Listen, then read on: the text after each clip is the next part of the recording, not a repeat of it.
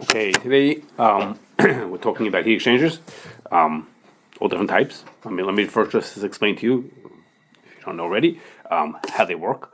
The basic setup is we're going to find a way to transfer heat from one item, heat or coolness, the same thing, from one thing to another, with some kind of a metal or something in between the two items. We're going to transfer the heat without mixing the products together. So, for example, we'll talk about later how you do it, but you want apple juice might be heated in order to pasteurize it, or you might put steam. It might be used from a boiler to heat up water, or you take oil and you heat it up during hydrogenation and you turn it into margarine. All of those. Or you could do the opposite. You could take propylene glycol to cool off milk after it was pasteurized. The idea in all these things is that there's something that's hot or cold. There's one thing that's hot and one thing that's cold, and they transfer the heat from one to the other without mixing with each other, without crossing or contaminating one of the other one. Okay, and we'll see. It's used all over the place and it's very efficient. Okay, there's three types. There are three types that we're going to talk about. Three types that I know of, and that we're going to talk about. Okay, and the first is probably the most common is a plate heat exchanger. And here in this video that I'll keep on running, you'll see how they break it apart. Hope it's not too distracting. But a plate heat exchanger it's a bunch of plates. They're all very thin plates. They have like all kinds of I don't know what you call them, rutted. There are all kinds of like bumps and whatever in the metal. And what happens is that there's a lot of these plates together, maybe 50 or 100 of them together, and they're all squished together, one against the other. And what happens is that the hot product will run between, let's say, the first and the second, and then the third and the fourth, and the fifth and the sixth. And the cold product will run between the second and the third, and the fourth and the fifth, and the sixth and the seventh. So that every plate is got on one side of it has hot, and one side of it has cold. And there's heat and cold on opposite sides of the metal, and it flows through. And so the metal and the hot and the cold product are in contact with each other with this very thin layer of product, with a very thin layer of metal in between them. And because of the way it's corrugated, there's a lot of surface area. So the heat transfers really efficiently from one side to the other. Okay, and as you see this video that keeps on playing. Okay, now in the way it's shown in this video. In this little video from Alpha Laval, the way it's showing, which is most common, is that the hot product and the cold product flow in opposite directions. Meaning, if there's 50 plates, the hot might go from 1 to 50, and the cold goes from 50 to 1. And the idea being is that therefore the hottest product and the hottest media are next to each other, and the coldest product and the coldest media, and that's considered most efficient. Okay, now plate heat exchangers, plate heat exchangers are fine. When you have a product that's very thin or very watery, it works well on the plate heat exchanger. But as soon as you put in something that has particles or is too thick, it's not going to work on a plate heat exchanger. The whole idea of the plate heat exchanger, it's very thin space and it's really efficient because all the hot and cold are sandwiched between each other. But when you have something that's too thick, you're not going to be able to put it through a plate heat exchanger, or even something that has a lot of particles to it, you won't be able to put it through a plate heat exchanger. So you do it instead with tubes. And that's called a tubular heat exchanger. Okay, now in this video, I'm sorry, but I realized too late that I forgot to take the sound out. But anyhow, so I'm going to show it to you in 1 second. But in the tubular heat exchanger, basically there's product and the heating media. I'm sorry about the sound in the background. One inside the other one. So in this case, it's called a tube. So there's an inner tube that holds the product, and an outer tube that holds the media, okay, and they flow against each other, okay. One's flowing in one direction, one's flowing the other, and there's a thin amount of metal in between them, and one is heating or cooling the other one, but it's not as efficient. It's not as efficient as the plate heat exchanger. So therefore, there's going to be lots of tubes. So that bank of tubes that you saw, there could have been a dozen feet across, and there could have been 20 tubes that it has to go through in order to get the full heating. To get all the heating done in a plate heat exchanger, it's all squished together because it's easy to fit a lot of passes in between. Here we need more. A lot of tubing. So again, it could be dozens of tubes, and each one could be very long in order to make it work. Okay, so the simplest tube is the one that you saw over there, which was a tube and tube. There's a center tube that has the product, and there's an outer tube that has the media in it. There's also two variations of that. One's called a triple tube.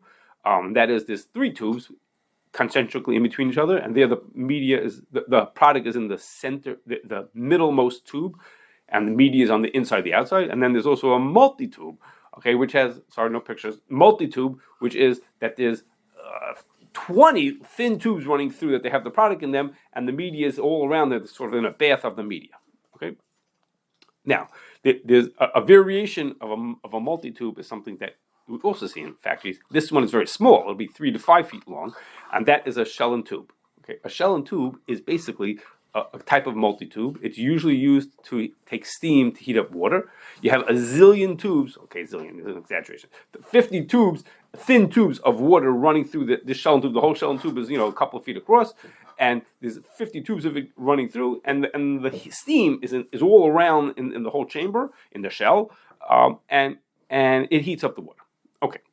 Now a third type of heat exchanger, which is a variation of a tube and tube, is called scrape surface.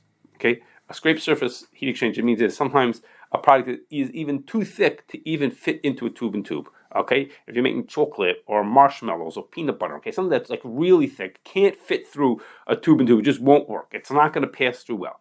So basically, what you make is a tube and tube, and the product is in the center, and the heating media is on the outside. In this case, the product is blue in the picture, and the heating media is I don't know, orangish, whatever color you want to call that. And this is from a company, the most famous company of a scrape surface is called Votators. So people even call them, they don't call them scrape surface heat exchangers, they just call them Votators, even if they're not made by that brand. Okay, so and what the special feature it has is that it has these scraping blades. That in this picture, it's the black part. It's these scraping blades that rotate continuously while the product is passing through. So in this case, if you see the way the arrow is points, it goes counterclockwise, and as the product is passing through, we're looking from the top down on this picture. We're looking on the top down, so it's a long tube. We're just seeing the top of it, and what happens is the blades are continuously circulating. In this case, counterclockwise, so that as the product passes through, it's stirring them to get them all, everything should have a chance to go near the heat, and it keeps it from burning on to the heated surface on the edge. So the blue is the product. The blue is the product. Yeah, maybe I said it wrong. The blue is the product, and it's passing through. Imagine in this case, it'd be going from where we're seeing down through the whole tube, but the whole way down, as it's passing through, it's got these scraper blades that are scraping it off to make sure it doesn't stick onto the sides, and also to stir it up. So this thick, or we have our cheese sauce that's passing through. It's really thick. This way, by the time it gets through to the bottom, it's gotten heated up, or cooled off, whichever one we're trying to do, and it gets because in a regular tube it would just get stuffed up. Some would get hot, some wouldn't get hot. It would stick to the sides. It wouldn't work. So the scrape surface moves that along. Okay, so this is the least efficient of the heat exchangers, but it works for certain products. That's what you have to use. Okay, now in this picture, as you see, the arrow shows that it goes counterclockwise. When you want to clean this, so aside from the regular cleaning that gets done, one of the tricks of getting these clean is to turn it the opposite direction. Okay, have the scraper blade. In this case, we go clockwise, because if stuff got stuck underneath the blades, by turning it, so to speak, the wrong way, you would help unstick the stuff. Okay, so these are three types of heat exchangers. A scrape surface is a variation of a tube and tube, but it's different enough that we call it its own name. Okay, so now let's talk about Kashering heat exchangers. Okay, in my mind, there's 4 steps, which I'm going to break down into 5 steps. Okay, and the first step is we got to drain out the media. Okay, whatever it is that's heating up the product, we have to drain it out. Sometimes we say we're not going to drain it out. We're just going to be piping that water. Let's say if it's water and it's a water loop, we could say we just put a pegim into water. Something that's easier. Okay, most hashgachas assume that if the media is just if the thing that was in here was just stam yain, or those grape juice or wine, that was the only thing that was strafed, we don't have to kasher. We don't have to drain out the media. And the same thing if the issue was only a bishul, we don't have to drain out the media. That's most hashgachas assume that. Okay. Sometimes another reason why we wouldn't have to drain it out is sometimes the heating media is hot oil instead of hot water. Meaning, because water or steam can only get to be so hot. Some people will use hot oil to heat it up. Often, typically, that oil is mineral oil or something else that's pogum, doesn't need any pegim into it. And the same is that when there's cooling, as a rule, if there's cooling media, almost always it's like propylene glycol doesn't need pigima to it. And even if it's water that's used for cooling needs to be treated for something called Legionnaire's disease. So usually that treatment is enough to make it pugum also. So usually cooling water does not have to be drained. Also, usually the cooling, the propylene glycol water, it never gets hot. Right. So that's true. It often is that the cooling section doesn't have hot, but that's because you're used to regens, which we're going to talk about soon, that it already was cooled down before it got there. But sometimes if a heat exchanger is just to cool off a very hot product, then the beginning of it will be hot. Okay, you're used to stuff that's coming into by the time it gets to the cooling section, it's already partially cooled. Okay, and there's such a thing. This is quite unusual. It's not very typical at all. That there are some heat exchangers where there's a double plate between the product and the media. Instead of one plate that the hot is on the left side and the cold is on the right side, or whichever, I don't know which way I turn my hands. There'll be two plates between them. Okay, there'll be, and so, which means is, and they're doing that to be extra careful. They're worried about leaks. So in that case, you don't have to drain out the media because it's just it's the kalim are touching each other. The media never becomes treif. The blia can't transfer from the food into the media. And it's very unusual, but there is such a thing. Okay, that's the first thing. So the first thing is we got to deal with the media.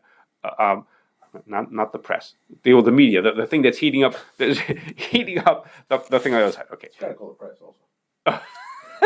Yeah. Okay. Fine.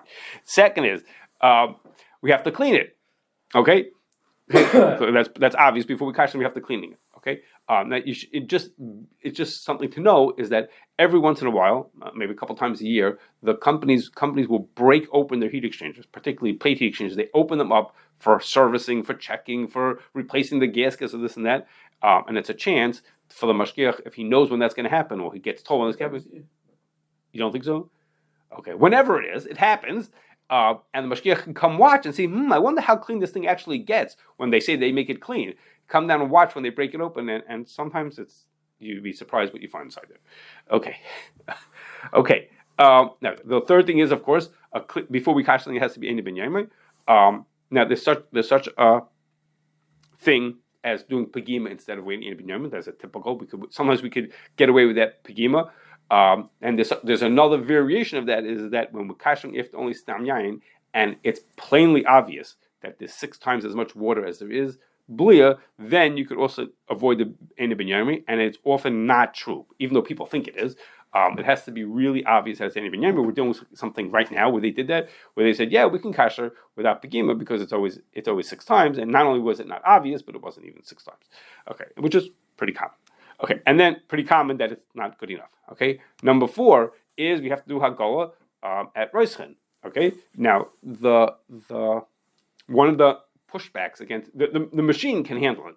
As a rule, the heat exchangers don't have a problem getting up to roischen temperatures, but people will push back and say, no, my gaskets can't handle that. When we spoke to people who make the gaskets, that's sort of the rubber that keeps things sealed in from leaking out, they said is even if a gasket is only rated to a certain temperature, doesn't mean that if you go over it, it's going to explode that day. It means it'll shorten its useful life. And kashering once in a while is not going to make an overall such a big difference. And they didn't think it was a big deal. Okay. And the last thing is, which I'm not going to talk about so much, and that is you have to make sure when you do your hagol that it gets to all parts of the heat exchanger. I'm particularly going to talk about that when we get to regens and more in the gaitas. That you have to make sure your water is going to all the places that it was supposed to, not just say push hot water through and say probably went every place. Okay. Now, so that was the general of how we kasher. Now, when a heat exchanger is used for pasteurization, in fact, it's so commonly used for pasteurization that some people, at least in certain industries, they call them pasteurizers. That's what they call them. When it's used for pasteurization, it has a few extra twists, extra things that we have to think about. Okay, I'm going to mention. First is, when we pasteurize something, pasteurization means is we heat the product up to a certain temperature, and then we keep it at that temperature for a certain amount of time. Typical is 165 degrees for 30 seconds. If we keep it at that temperature, then we've killed all the pathogens, and now the food is safer and it won't spoil as quickly. Okay, so what happens is if we heat the product to that temperature, we say, okay, we're going to heat it 165. Now we hold it for 30 seconds. It goes basically through empty pipes. empty tubes. They're called holding tubes. It just goes and it's timed that the pumps this fast that it spends 30 seconds in those pipes. And then when it gets out of those tubes, out of the holding tubes, you measure the temperature again. And if it's still 165, that tells us, aha, it's been 165 for 30 seconds, and it met whatever we were looking for the pasteurization. Okay? So obviously the holding tubes have to be kashered. Okay? They hold product. And in fact, usually when you clean, whatever procedure you're using for kashering the heat exchanger is going to clean them also, because that's the normal protocol that it goes through the holding tubes also. Okay? So now there's two choices after the holding tubes. Either the product goes in forward flow like it's supposed to. It goes forward. It goes like it's supposed to. If it was at temperature, if it didn't, we're going to talk about that in 1 second. So forward flow either means from pasteurization either means to be filling. It goes to the regen. We're going to talk about in a second. Or if it didn't get the temperature, what happens? It comes out of the holding tube and instead of 165, it was 155. Okay, so something was wrong. It didn't get its pasteurization. So then there's something called divert lines. Okay, divert lines means is the machine looks at it and says, this product did not meet the rules that we have for pasteurization. It was not 165, it was 155. So what happens is the product gets diverted, automatically sent instead of to where it has to go to the filling or wherever it's going next. It gets sent. Usually, it gets sent back to the beginning of the process, back to the beginning to be repasteurized. Okay, sometimes the product is too sensitive and it won't get repasteurized. They put it to the drain, but that's not typical. Usually, it gets back to the beginning, and those divert lines are often not part of a full cleaning. And the reason is because it holds product that's going to be pasteurized again anyhow. So you have to pay extra attention to make sure when you kasher that you get the divert lines also. And I wanted to put up a picture, I forgot, so I'm sorry. But when the chart recorders that keep track of what happened in the pasteurization have a special pencil that marks whether it was in divert mode or forward flow. Just a little line that's up or down that shows, divert flow or forward flow. So during the kashering, you have to make sure that not only did you hit pasteurization, did you hit kashering temperatures, were you in the regular temperatures, but also that it did that in divert mode as well when you did that. Okay, and last, which has nothing to do with kashering per se, nothing to do with kashering at all, is if you think of pasteurization, it seems like the most amazing way to make wine or grape juice be mevushal, because you tell the machine it has to go to a certain temperature. The pasteurization, if it doesn't hit that temperature, it diverts it. It sends it away. It says, no, this was not done well enough. So tell the machine it has to pasteurize it at the temperature that you consider to be mevushal. Let's say 175. That's what you have to do it at, and then it'll take care of it itself. I mean, Mashgiach keep an eye on things, but basically it'll be perfect. Okay, so at first glance, it seems like a great way to make wine or grape juice be mevushal. That's what you would think. But contemporary Practicum have 4 reasons why they think it might not be good enough. Okay, I'm going to say them quickly.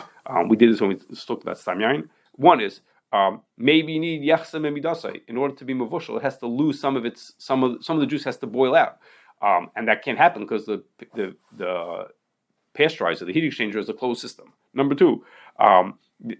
Maybe you have to have a difference in taste. Mevushal makes it not taste as good, and I'm supposed to be putting on the screen. I'm sorry. Makes most of it not taste as good, and in fact, no one could tell basically the difference between pasteurized wine or grape juice and not. Number 3, maybe the only reason why mevushal works keeps wine from becoming stam yain is because it's uncommon. But this is so common, maybe it doesn't count. And number 4 is a mix between number 2 and number 3. Is that this is not the case that Chazal had in mind because it doesn't change the taste, and the reason doesn't apply. So maybe that should make it not mevushal. So I'm not going to tell you why everyone disagrees, but in America they assume that pasteurization works perfectly fine. In Eretz Yisrael, not everybody buys that, and in fact, when you buy wine or grape juice, sometimes it'll say on it mevushal aide pistor. Okay, that's a fancy way to say pasteurization. It's sort of like you do what you want, whether you believe it or you don't believe it. Okay, so now let's go to our last topic, which is regeneration. Okay, heat exchanger with regeneration means it's the same pasteurization that we talked about, or the same heat exchange that we talked about, but it's got this extra wrinkle. Got this extra regeneration section, otherwise known just as a regen, and that works like this. After the product gets heated, after the product gets gets the regular pasteurization or heating that it needed to, and it goes through in this little diagram. You see it goes through the holding tubes. Those are the zigzag lines on the side. That's the holding tubes. Then the hot product, this very hot product that we have now, goes now back to be the media to heat up the incoming product. Okay, the incoming product is cold. It needs to be heated up. Well, here we have this hot product that needs to be cooled down. So we have this great idea. The incoming product will be heated up by the outgoing product, and then the product gets on to be heated. So, like for example, if the temperatures might look like this. Okay, the incoming product comes in at 40 degrees. What they call the raw product comes in at 40 degrees. In this regen section, you'll see the end of it in a second. It gets to 120 degrees. Then the heating section only has to heat it up, 45 degrees to 165. If it comes out of the holding tubes at 165, like it's supposed to, then it goes back into the region and heats up the product. So here it heats up the product, which needs to get hotter. It itself gets cooled down to, I made up these numbers, to 80 degrees. And then it goes through a cooling section, or in this case, 2 cooling sections, and it gets cooled down to 40 degrees, which is what it wants to be. In this case, it was milk, in order to be pasteurized. To be stored without spoiling. So the regen is a great, very efficient system. The heat exchanger itself is efficient, but here, instead of wasting this heat, we have this hot milk that came out. We want it to cool down, and we want to heat up the incoming milk. So the regen section is a way of saving. Take the heat from the outgoing product and put it into the incoming product. Okay, so now you could watch it. It's a little bit slow. Why it's not working? Oh no. Okay, you missed it. I'm sorry. I'm sorry. That was I guess it was so slow that I thought it wasn't starting. I can't go back. That was a slide that was going to show you how the regen works. Just the flow of the product back and forth. Okay, sorry about that. Anyhow, so the Kashering of regen has an extra complication, and that is, of course, we need the product to go through all the places and through the divert lines and all the regular stuff. But over here, let's look at it like this. On the left side, I'm showing you the production temperatures. Okay, what was on the earlier slide, what the temperatures are at each part of the regen. Okay, and so like you said before, Yossi, that the cooling section is below Yatzel display. Right, it goes at 80 degrees into the cooling section, so we're good. Okay, now if we were to kasha this heat exchanger at Roislin, let's say at 200 degrees, let's say 200 degrees is considered Roislin. So we got it up to the highest it gets to is 200 degrees. You see on the right side, gets to 200 degrees. So what happens is if we did that, the kashing that we did was kabbalah kachpolte. In every spot, the water that's going through this system is hotter than it was during production. During production, let's say by the end of the regen section, it was 120. Well, over here it's 150, and in the holding tubes it's 200, and during production it's only 165. And then the other side of the regen, the back side of the regen, so it went from 200 to 130. And during production it was from 165 to 80. So we're doing kabbalah kachpalte, where it is always hotter than it was during production, and the ikar is that that's fine. So really, if you do like this, again, you have to make sure you get the divert lines. We're not showing that over here. But if you do like this, you really kashered it because you did kabbalah kachpate. But the minig is that we always try to kasher with Reischin. And the way to do that is not terribly complicated, because all you have to do is circulate the water back. How you love my circulating over there. Circulate the water back from the end of the heat exchanger back to the beginning. And of course, turn off the cooling section. Circulate the water back, and what will happen is, now what I'm showing here, this high numbers that I'm showing here, is not going to happen the first minute. But what's going to happen is with time, in the previous slide I showed you, the water comes out of there, I forgot what temperature, 80 degrees out of the cooling section. But then if that water gets recirculated back, it gets hotter and hotter, because it keeps getting heated by the regen and the heating. Eventually the heat builds up, with not so long for the heat to build up, and it's the same water circulating around and around. Eventually that water will circulate, and you can get the water up basically up to the same 200 degrees, give or take, in the entire system. Okay, so circulating the water back offers you a way to get Reischin instead of kabbalah kachpate. One downside is that the first way I showed you use the water straight. The water just keeps on flowing straight. So it's easier to get shisha if you do that, because you can, let's say you need, I'm making up a number, let's say you need 500 gallons to get it to be 6 times, or you can keep on pumping water through until this 6 times, until that water, this 500 gallons passes through. If you circulate the water, if the whole system holds on 150 gallons, you're not getting any more water. It's the same 150 gallons. So pushing straight has an advantage if you're trying to get shisha and not be in the binyamin. We talked about beforehand. But as far as the minute to get roischin, circulating is gonna get you the roischin that you want. Now, the one last bit: if you want to see if it's correct, if you want to see if you actually were successful, there's a probe at the end of the cooling section of this heat exchanger, and that's because in the case we gave of milk, you want the milk to be stored at a temperature that's good for.